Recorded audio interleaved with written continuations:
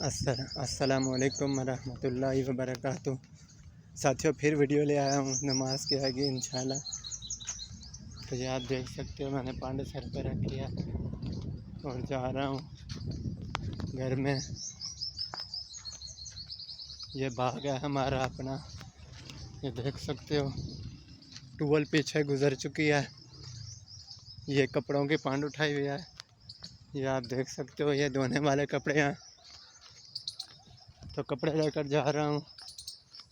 ये दरख्त आ चुका है, तो ये देख सकते हो हर तरफ सब्ज़ा ही सब्ज़ा है।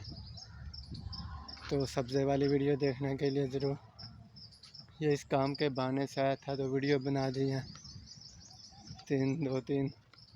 तो ये पांड उठा के जा रहा हूँ, अभी यहाँ से मुड़ रहा हूँ। इधर से ये दीवार आ चुकी है, तो अब इजाज़त दें।